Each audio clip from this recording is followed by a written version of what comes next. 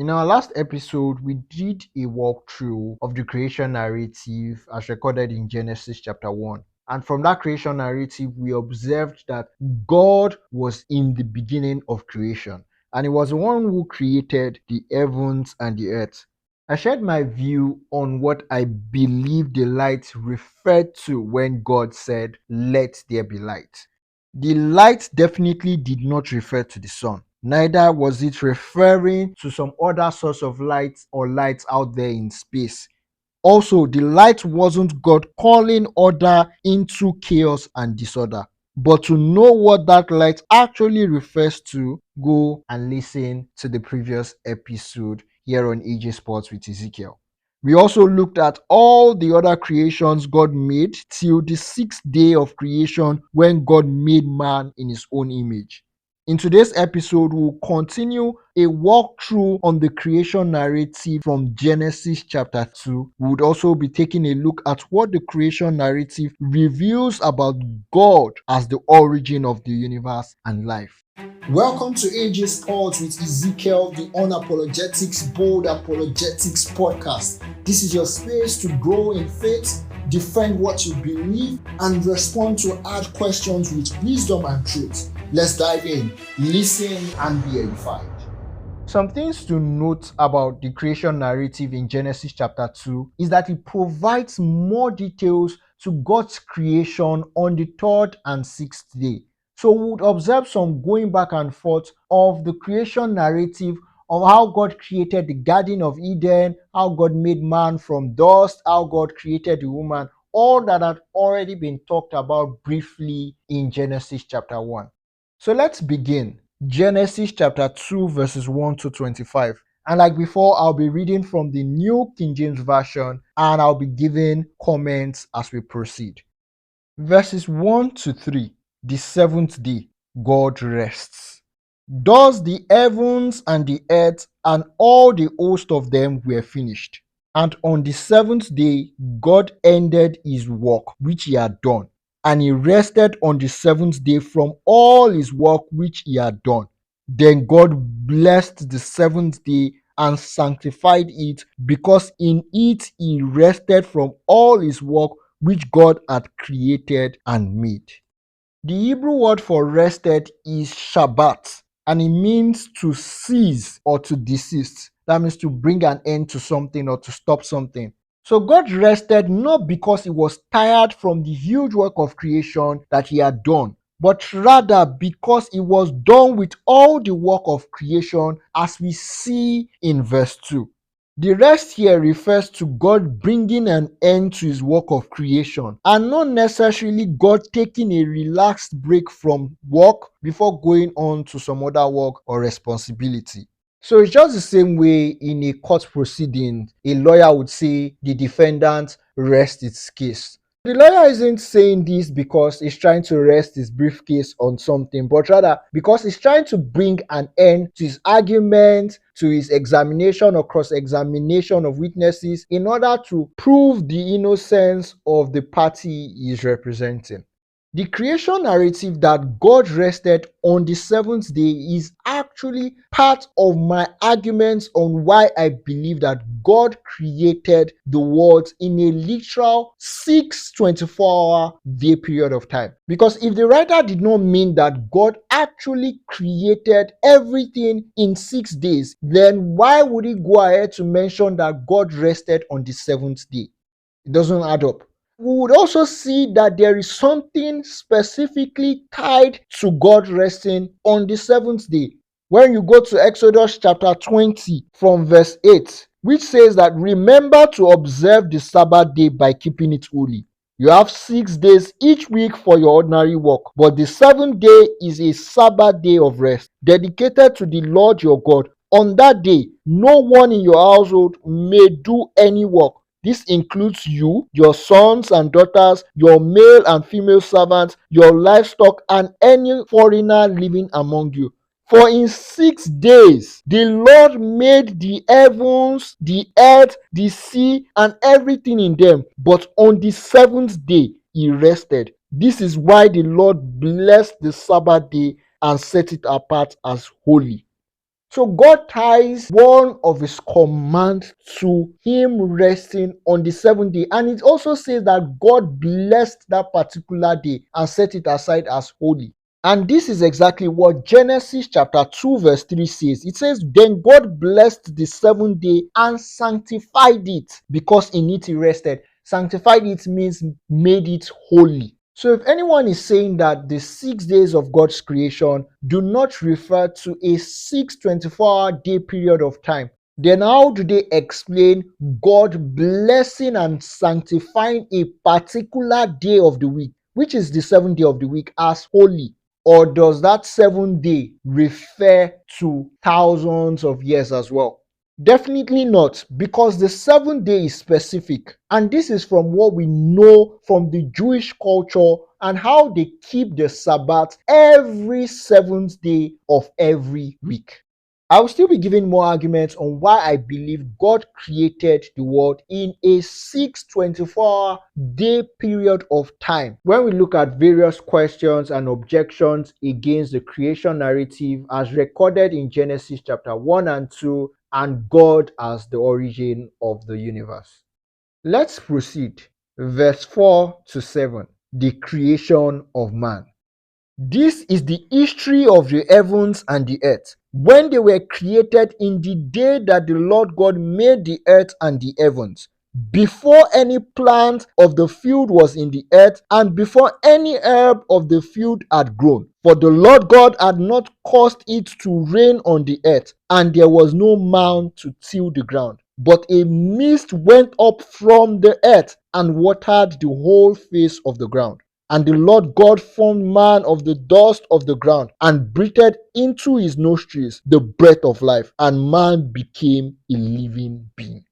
So this is where we observe some going back and forth in the creation narrative. The writer of Genesis goes back to the beginning of creation, specifically before God created vegetations and human beings, to tell us how rain had never fallen, but how the earth was watered through a mist. The mist was like fog that formed to bring dew on the surface of the earth and over all plants and vegetations after God had created them.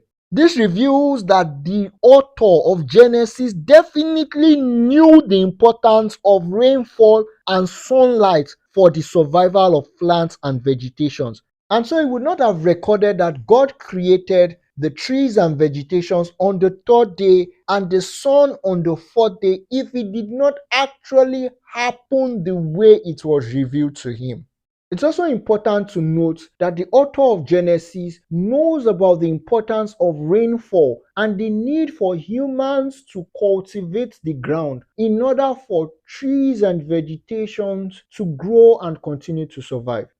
So it goes on to tell us how God was able to achieve this by causing mist to settle upon the face of the earth as dew, thereby softening the surface of the earth and watering plants and vegetations. And all of this was before human population began to spread across the world and before rain fell on the earth. In verse 7, the writer goes on to reveal more details on how God made man in his own image. So, first of all, God created man from the dust of the earth, that is referring to the physical aspect of man. And then God breathed the breath of life into man. And the Hebrew word for breath is neshama, which has been used for words like breath, spirit, and soul. So this is how God made man in his own image after putting into the first man he created a spirit and a soul. And this is what differentiates human beings from all other living species that God created. Let's proceed. Verse 8 to 14. The planting of the garden. The Lord God planted a garden eastward in Eden, and there he put the man whom he had formed. And out of the ground the Lord God made every tree grow that is pleasant to the sight and good for food. The tree of life was also in the midst of the garden, and the tree of the knowledge of good and evil. Now a river went out of Eden to water the garden, and from there it parted and became four river beds. The name of the first is Pishon, It is the one which skirts the whole land of Avila where there is gold. And the gold of that land is good. Bellium and the onyx stone are there. The name of the second river is Gihon. It is the one which goes around the whole land of Cush. The name of the third river is Hiddekel. It is the one which goes towards the east of Assyria. The fourth river is the Euphrates. There are secular scholars and thinkers or other people who might say that the Garden in Eden or the Garden of Eden did not necessarily exist in a physical location but was a profound mythological or metaphorical or allegorical place that existed. Some other people, including some believers who do not give any form of literal interpretation to Genesis chapter 1 to 11, would say that the Garden of Eden symbolizes a spiritual place where God was in perfect unity and harmony with human beings that He created. But based on what we have read from verses 8 to 14, we see a vivid description that tells us that the Garden in Eden definitely had a physical location. First and foremost, it was located in the eastern part of Eden. Eden might have been a particular land or location, and the garden in Eden was located towards the eastern part of that land. Also, we know that trees and all sort of vegetation grew in that garden. It also talks about a river that flowed from the garden, divided into four rivers, and gave us the names of these rivers, one of which is still very well known today. Verses 9 talks about two trees that existed in the garden, which are the tree of life and the tree of the knowledge of good and evil. And there are those who believe that these trees did not actually exist in a physical form, but were metaphoric or a figurative tree with symbolic meaning. However, how did Adam and Eve eat from a tree that did not exist? Two, why did God put an angel, as we see in chapter 3? Why did God put an angel to guard the tree of life if it did not exist physically? You don't need to put an angel to guard something that figuratively exists. Let's proceed. Verses 15 to 17. The forbidden fruit. Then the Lord God took the man and put him in the Garden of Eden to tend and keep it. And the Lord God commanded the man, saying, Of every tree of the garden you may freely eat, but of the tree of the knowledge of good and evil you shall not eat. For in the day that you eat of it, you shall surely die. These verses makes it even clearer that the tree of the knowledge of good and evil actually existed, because there was a consequence if Adam ate from it. There's no consequence to doing something that doesn't exist. What do I mean? If a person imagines that they jumped down from a skyscraper, there's no consequence to that because they only imagined it and it didn't happen. It's not true. But if they actually really jump down from a skyscraper, then there are consequences to that action. Let's proceed. Verses 18 to 20. Adam names the animals. And the Lord God said, It is not good that man should be alone. I will make him a helper comparable to him. Out of the ground the Lord God formed every beast of the field and every bird of the air, and brought them to Adam to see what he would call them. And whatever Adam called each living creature, that was its name. So Adam gave names to all the cattle, to the birds of the air, and to every beast of the field. But for Adam there was not found a helper comparable to him. From these verses, at first glance, it would appear that God first created Adam and then he created birds of the air and land creatures and then brought them to Adam for him to name. But this is where I talked about Genesis chapter 2 going back and forth in the creation narrative. From Genesis chapter 1, we know that God first of all created birds of the air, and then the next day he created land creatures, and afterwards he created man. And as we can see from Genesis chapter 2, verses 7, God only created one man at first before creating woman.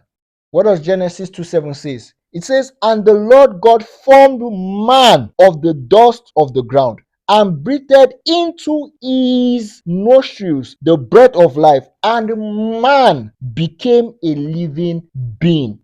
All of this connotes a singular person. It does not say, "and humans became living beings," or "and they became living beings." It says, "and man became a living being," clearly singular. And then after God made man, he brought all the creatures of the air and the land creatures for Adam to name. And then Adam realized that there was no other creature comparable to him, none of them compatible to him, none of them looked like him. He could not really relate with any of those creatures. And it could have even been obvious to Adam that, wait, oh, there are two kinds of all these animals. Where's my own second? Which built in him the desire for a companion. Some might say, "Oh, didn't God know that Adam would need a companion? Why did he say, 'Oh, it is not good for man to be alone. I will make him an helper comparable for him'?" But as we will see in preceding verses, God had a reason for working this way. Before we proceed, I would like to ask you a question. What do you think? Did God create woman on the sixth day or many days after Adam was done naming all the air and land creatures? Well, what do you think? Keep listening to find out if you're right or wrong. Let's proceed. Verses 21 to 25. The creation of woman. "And the Lord God caused a deep sleep to fall on Adam, and he slept. And he took one of his ribs and closed up the flesh in its place. Then the rib which the Lord God had taken from man, he made into a woman, and he brought her to the man. And Adam said, 'This is now the bone of my bones and flesh of my flesh. She shall be called woman, because she was taken out of man.' Therefore a man shall leave his father and mother and be joined to his wife, and they shall become one flesh. And they were both naked, the man and his wife, and were not ashamed." So now we can see how God created the first woman by taking a rib from the first man he made and forming woman from it. It's quite clear that God created one man and one woman. From Genesis chapter 2, verse 7, we see that God created just one man. And from verse 23, we see that God made only one woman from Adam's rib. To answer the question that did God create woman on the sixth day, let's go back to Genesis chapter 1, verses 27. Genesis 1:27 says, "So God created man in his own image. In the image of God, he created him. Male and female, he created them." The construction of the sentences in this verse depicts the idea that God, first of all, created man, and then after a while, God created woman. That's why the verse says, "In the image of God, he created him. Male and female, he created them." My interpretation of this verse could be wrong, but I still believe that God created man and woman on the sixth day.